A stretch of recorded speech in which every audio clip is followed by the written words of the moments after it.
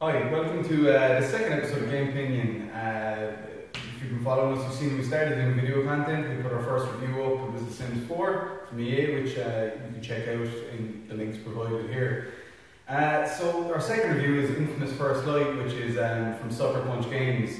One of my favourite series on the PlayStation today has been the inFamous series, which comes from the creators of the Sly Cooper series on PS2, which were also fantastic games. inFamous is one of those series it's a big, large, open world environment. You get to run around, get superpowers, do really awesome shit. But inFamous First Light isn't a standalone game, it's actually a DLC for inFamous Second Son, the game that released in March of this year, which starred a new protagonist, Deadson Rowe. This spin-off is about another character from that game called Fetch Walker, who's one of my favourite characters in that game. I just thought she was absolutely awesome. She encapsulated everything about the Seattle grunge scene that I found really cool. And so seeing her get her own spin-off was just a dream come true for me. They've done, with inFamous First Light, they've done what they've done with other DLCs in the GTA series and stuff, where they take the same environment, but they give you a chance to explore it with a different storyline, slightly altered, some new missions, which is cool because if you like that world, like I did with inFamous Second Son, I fell in love with that game, got a platinum, loved it, but I now get another 12 hours to play around in that sandbox doing some different stuff, which is great. I can't fault it for that. It still looks amazing, it still plays brilliantly. A lot of people have complained that it's more the same as the previous inFamous games, but guess what? I like the fucking previous inFamous games, so if it's more the same, that's a good thing to me. The only complaint I really have with inFamous First Light is that the missions are really repetitive. The core story missions are good, they're the best element of the entire DLC, but the little spin-off missions, even in inFamous Second Son, they were already a little repetitive. It was like 4 or 5 times, graffiti, this.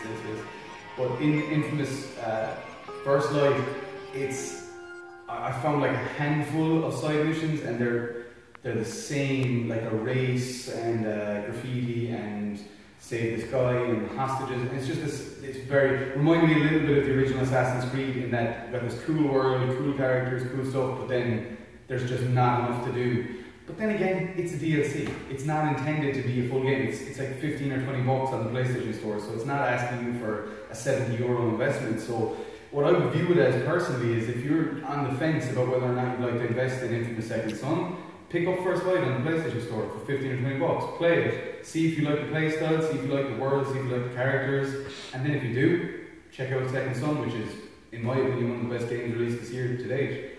So that's my takeaway from inFamous First Light is, if you're a fan of the inFamous series or open world games in general, superhero games, check it out. It's 15 or 20 bucks. It's not going to break your bank, and it's beautiful, it's fun. It's just a great game, and it's got a great leading character, Fetch Walker. So it gives it. And then if you've played inFamous Second Son and you loved it, definitely check it out because it'll give you a bit more background on that character and how she came to be in the situation she was in inFamous Second Son.